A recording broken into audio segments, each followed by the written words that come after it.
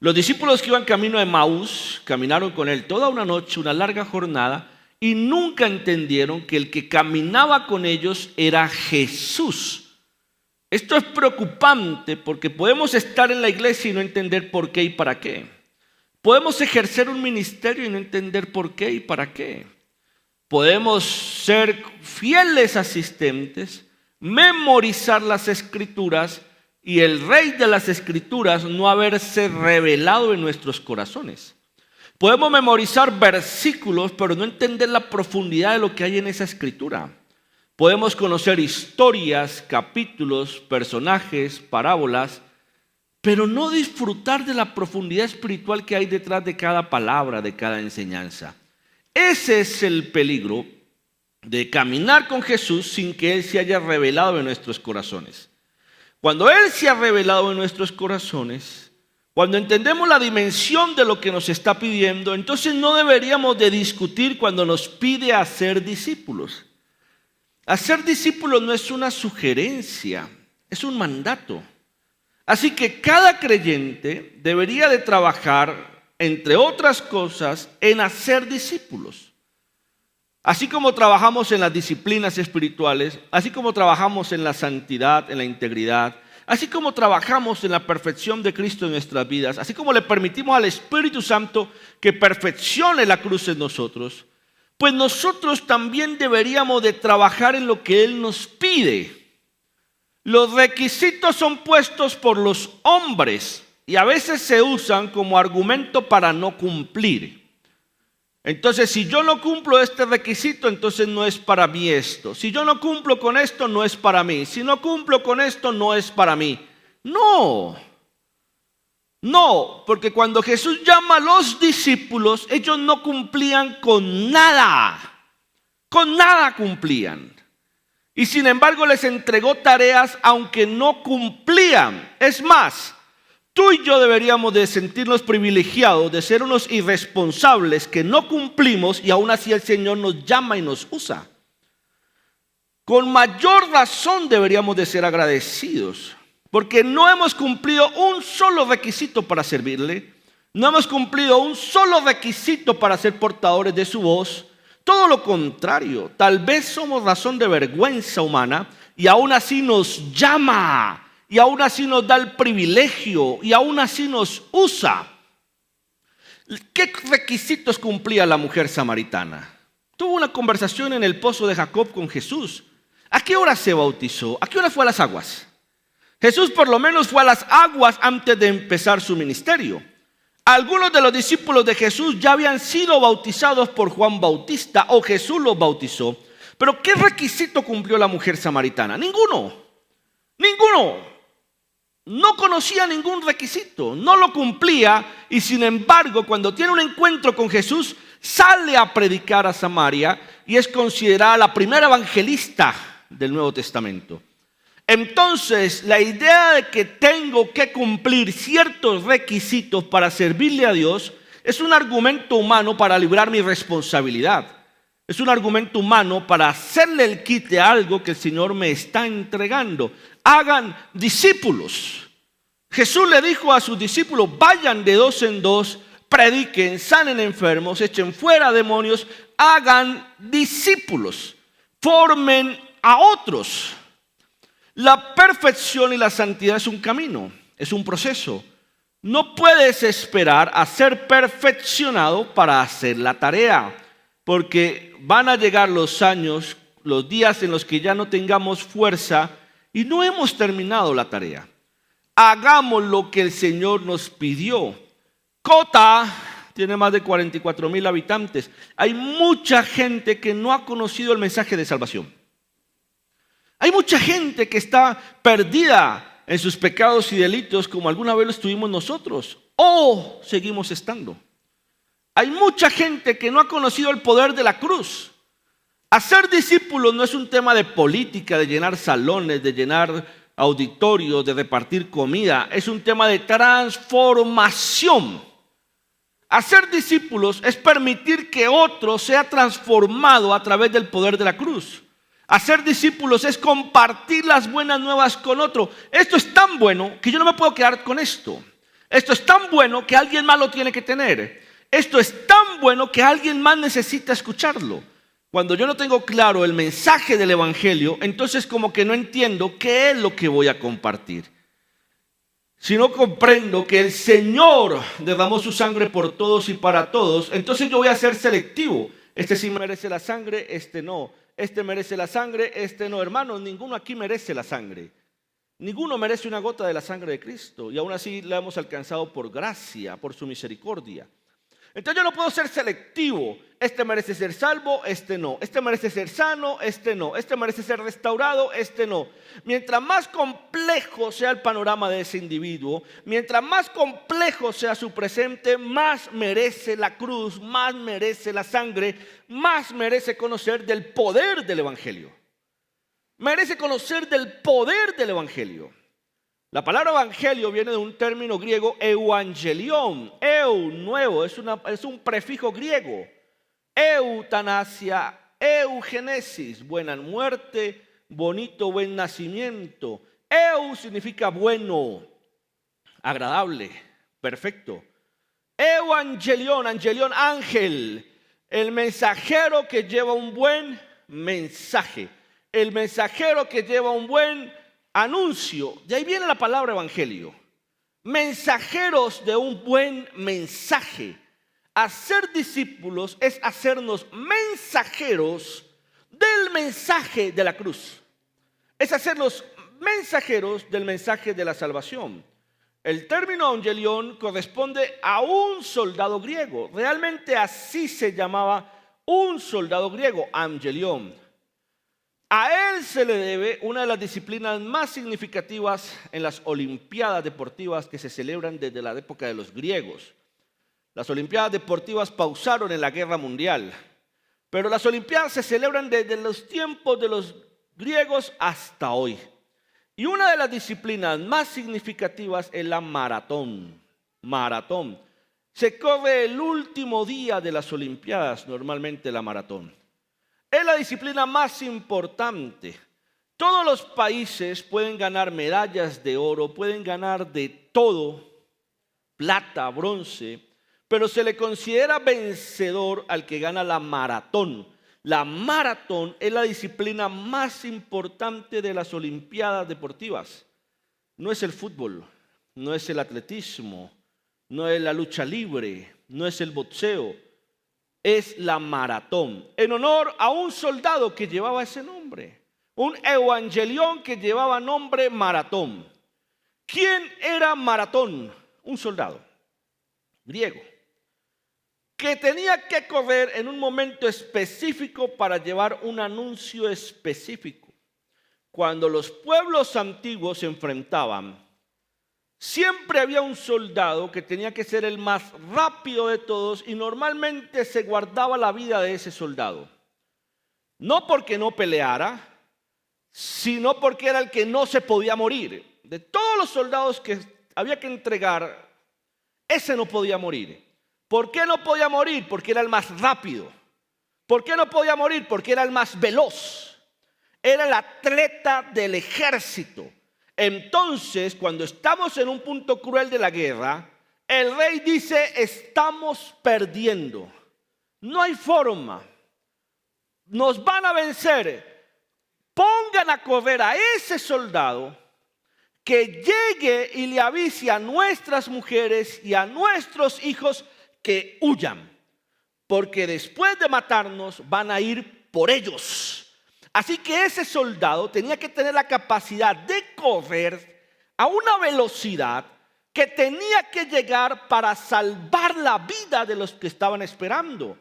Si ese soldado moría en guerra, no había garantía de salvar a los que estaban esperando ahí. Pero podía ser también lo contrario. Estamos ganando. La victoria es un hecho. Es indiscutible que hemos ganado la guerra. Corra, le decían a ese soldado. Corra y avísele a las mujeres que van los vencedores, que salgan a recibir a los que han ganado. Preparen sonido, preparen trompeta, preparen fiesta, para que reciban a los que han ganado. De ahí viene el término evangelión, el soldado que corre con urgencia a dar una noticia. El soldado que corre, el término buen mensaje. El angelión era el soldado que no se podía cansar. Usted tiene que correr y llegar y llevar la noticia. Las noticias podían ser dos. Huyan, perdimos, sus esposos no van a volver, escóndanse porque vienen por ustedes. Ganamos, hay victoria, salgan a recibir a los héroes. Por eso evangelio tiene el término es el ángel, es el soldado que corre para dar una buena noticia. Hemos sido perdonados en la cruz. El enemigo ha sido derrotado, ha sido vencido, está pisoteado, ha sido atado. Hay que correr a llevar ese mensaje. Hay que correr a llevar ese mensaje.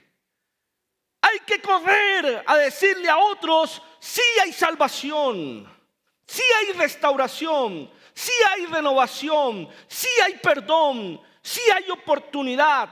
Hay un mensaje que tenemos que correr a llevar. Cuando no entendemos el mandato de hacer discípulos, estamos ignorando algo que tiene incluso un contexto histórico. Evangelio. Por eso las cartas del Nuevo Testamento se llaman evangelios.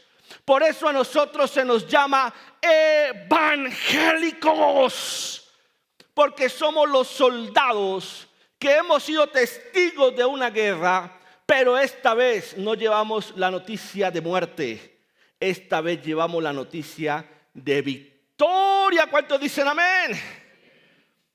Si no lo entendemos, no hay urgencia. No hay urgencia. Hemos perdido el sentido de urgencia de que alguien escuche esta palabra. El Nuevo Testamento inicia con 4 evangelios. Tengo que repetir esto. El término obedece a un soldado. El Nuevo Testamento se escribió en griego. Así que el término evangelio es el nombre del soldado que tiene que correr. Es el soldado que tiene que salir a dar una noticia. Es el soldado que tiene que avisarle a otros que el enemigo fue atado, que el enemigo fue amarrado, que el enemigo fue vencido, que la maldición que estaba sobre nosotros ha sido borrada. Eso lo tenemos que celebrar. Eso lo tenemos que compartir. Eso hay alguien que lo tiene que escuchar. Hay muchas personas que tienen que escuchar este mensaje. No podemos ser egoístas y quedarnos solamente con nosotros. En los tiempos griegos, imagínate un angelión flojo, perezoso. Ya pues ni modo, ni siquiera clasificaba. Porque ese soldado era escogido. Escuche esto. A veces ignoramos que hemos sido escogidos para llevar un mensaje bueno, bonito, perfecto. El Señor derrotó al enemigo en la cruz. Somos muy rápidos para las falsas noticias. Esas corren y ahora con las redes sociales vuelan a una velocidad impresionante. Pero el mensaje que más debería de correr, el mensaje que más deberíamos de llevar, el mensaje que más tendría urgencia, el mensaje que no es falso, que no es mentira, que no es manipulado, es que el Señor murió en la cruz. Que todo aquel que lo declare su Salvador es salvo. Que todo aquel que se arrepienta será perdonado. Que aunque la paga del pecado es muerte, la dádiva de Dios es vida eterna. Ese es el mensaje que más tiene que correr. Los cristianos no estamos para decir estupideces en las redes sociales.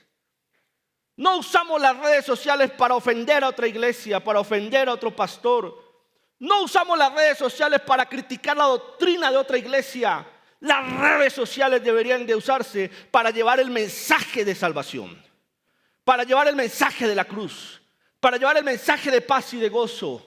Hoy, tristemente, mucho llamado teólogo, mucho llamado maestro, utiliza las redes sociales para atacar al cuerpo de Cristo. Oh, hermano, estás equivocado. Estás equivocado.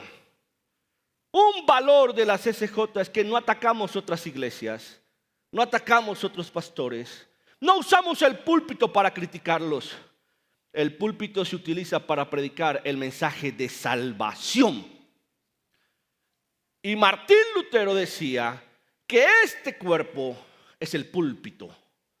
Este es el púlpito. No sé si alguien aquí pueda decir, no, es que a mí no me dan púlpito para predicar. A mí no me dan púlpito, hermano. El púlpito lo cargas en tu cuerpo. Esa es la plataforma principal para predicar. Esa es la plataforma que Dios te dio para anunciar el evangelio. Centrarnos en nosotros mismos es egoísta.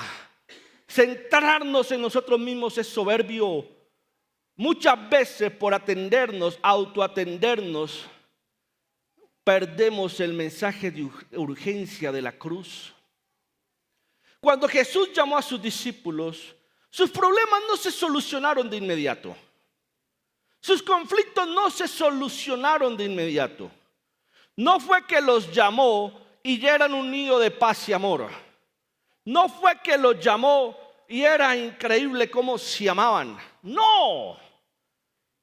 A pesar de haberlos llamado, hay suficiente evidencia bíblica para entender que discutían entre ellos, peleaban entre ellos, se celaban entre ellos, ni siquiera entendían a Jesús todavía, murmuraban contra Jesús y aún así los usaba. Yo necesito decirte algo en esta mañana. ¿Qué esperas para correr y decirle a alguien que en la cruz hay esperanza? ¿Qué esperas para correr?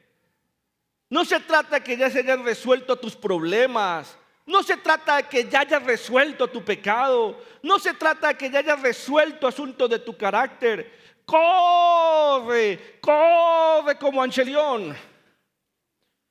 De ahí viene el nombre de la disciplina más importante en las Olimpiadas, maratón.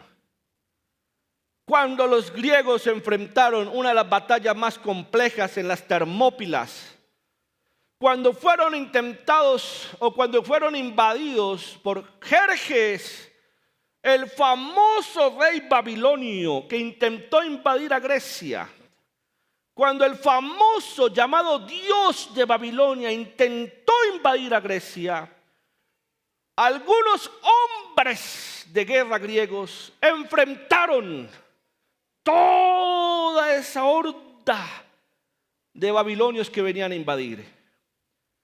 Toda esa horda que querían vencer a los griegos. Esa batalla pudo cambiar la historia de la humanidad.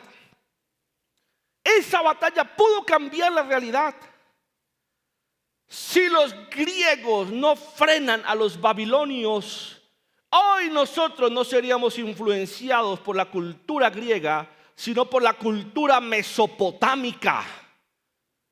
Si los griegos no frenan en esa batalla a los babilonios, ustedes mujeres no estarían hoy aquí en la iglesia.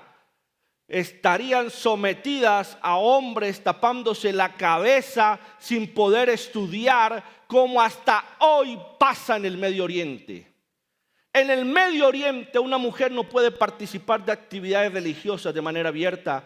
En el Medio Oriente una mujer no puede estudiar. En el Medio Oriente a los 13 años se casa una mujer con un hombre de 40 o 50 años e incluso se le prostituye. En el Medio Oriente los niños no tienen derechos, son armas de guerra. Eso es lo que iba a llegar a Grecia. Eso es lo que iba a llegar a Grecia. Y si los babilonios superan a los griegos, entonces eso había llegado a nosotros. Esa batalla en las Termópilas cambió la historia de la humanidad. Ahí apareció un soldado cuyo nombre era Maratón. Maratón era el soldado griego que tenía que correr para avisarle al resto de los griegos que estaban ganando, pero que se prepararan para seguir enfrentando a los babilonios. Dice la historia que Maratón corrió tanto,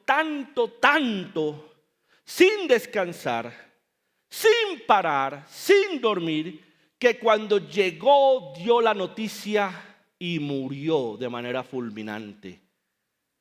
Ese es un angelión, alguien que da su vida por llevar un mensaje, alguien que sale a correr y que dice: alguien más necesita este mensaje, alguien más necesita el mensaje de la cruz. Nos hemos vuelto muy cómodos, nos hemos vuelto muy egoístas. La cruz no es solo para ti, la cruz es para todos. La sangre no es solo para mí, la sangre es para todos. El mensaje de Jesús no es solo para mí, el mensaje de Jesús es para todos. ¿Cuántos dicen amén? Entonces, por esa puerta va a entrar gente que tiene que ver con nuestro pasado, pero que lo voy a tener que mirar desde la cruz para poder adorar a Dios junto a Él. Por esa puerta va a entrar gente que tiene que ver con algo de tu vida, con algo que no querías recordar. Va a entrar alguien que no querías ver, con alguien con quien tuviste un problema, pero si no lo miras desde la cruz, entonces no entiendes que para esa persona que está entrando también es el mensaje de salvación. Entonces no vas a poder adorar a Dios con libertad, porque de pronto el que está parado aquí al frente fue la persona con la que discutiste esta semana. Cada que mires a alguien, míralo desde la cruz. Es la cruz, es el filtro, Jesucristo. La palabra dice que cuando el acusador se levante contra nosotros, tenemos a Jesucristo como abogado. La palabra dice que Dios nos mira a través de Jesucristo. A través de Él nos mira. Así que al borracho hay que verlo desde la cruz. Al alcohólico, al drogadicto, al grosero, al patán, al guache, hay que verlo desde la cruz. Y esa cruz lo va a ir transformando. Necesitamos maratones. Necesitamos hombres y mujeres que entiendan que hay que correr a llevar el mensaje de la cruz a aquellos que no lo tienen. Algunos están esperando desahogarse en una botella de aguardiente. Algunos están esperando desahogarse en drogas. Algunos se están desahogando en redes sociales. Algunos se están desahogando en la soledad, en la amargura. Y nosotros teniendo el mensaje de salvación escondido, nosotros cómodos, deberíamos de sentir vergüenza delante de Dios. Señor, perdóname, porque esto no era para mí, era para otros. Lo que Dios te dio, compártelo con otros. El milagro de la multiplicación de los panes y de los peces consistió en que un niño entendió que eso no era solo para él. Más que la multiplicación, es que un niño entendió que tenía algo en sus manos y que lo podía compartir. Hay personas que tienen muchas cosas en sus manos y no las comparten. No han entendido el milagro de la multiplicación. No han entendido que así sea un pan, así sea un pez, se comparte y Él hace el milagro. Cuando entiendes que ese pan y ese pez que te sostiene en la fe, lo puedes compartir, se multiplica de una manera sobrenatural y el hambre de otros es saciada por el poder de la cruz.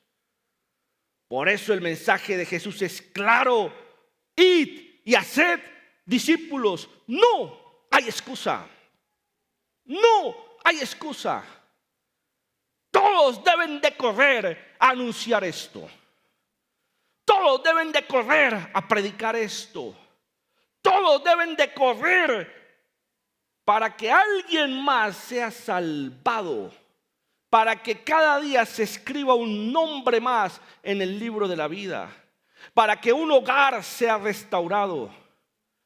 Se subestima el trabajo de la iglesia. Es incalculable el trabajo de la iglesia. El mundo confunde, pero si se pagara el trabajo de restauración que hace la iglesia, requeriría con derecho el presupuesto de toda una nación. ¿Cuántos jóvenes son restaurados de las drogas, del alcohol, de la prostitución? ¿Cuántos hogares al borde de la destrucción son restaurados? ¿Cuántos enfermos son sanados? ¿Cuántos milagros? ¿Cuántos corazones que estaban pensando en quitarse la vida encontraron un propósito? Es impagable el valor de la cruz, el mensaje de salvación. Lo que hacemos las iglesias representa la sanidad de una sociedad. Tenemos la medicina en nuestras manos y la sociedad se está muriendo porque no estamos compartiendo el pan y el pez que tenemos en nuestras manos. Tenemos la solución en nuestras manos. Estamos encerrados en nuestro egoísmo, estamos encerrados en nuestra soberbia. Que me pastoreen a mí, que me prediquen a mí, que me llamen a mí, que me visiten a mí. Oh, hermano, ¿quién llamaba a Pablo? ¿Quién llamaba a Pedro? ¿Quién llamaba a Jesús? Tú y yo tenemos este libro. Los primeros cristianos no lo tenían. Tú y yo podemos quedarnos en la casa observando la predicación. Los primeros cristianos no lo tenían. Las cartas se enviaban y a esperar que llegara. Y la respuesta de una carta podía tardar un año mientras llega tu destinatario. Y mientras tu destinatario te contestaba, había que tener persistencia para predicar. El pecado de la iglesia no es el que nos condena al enemigo, porque ese ya fue resuelto. El pecado de la iglesia es el silencio. El pecado de la iglesia es la pereza. El pecado de la iglesia es la flojera. Y eso no se resuelve en la cruz. Eso no se resuelve con la sangre de Cristo. Eso se resuelve con un corazón contrito y humillado que entiende la urgencia de predicar el evangelio. La fornicación se resolvió en la cruz. La hechicería se resuelve en la cruz.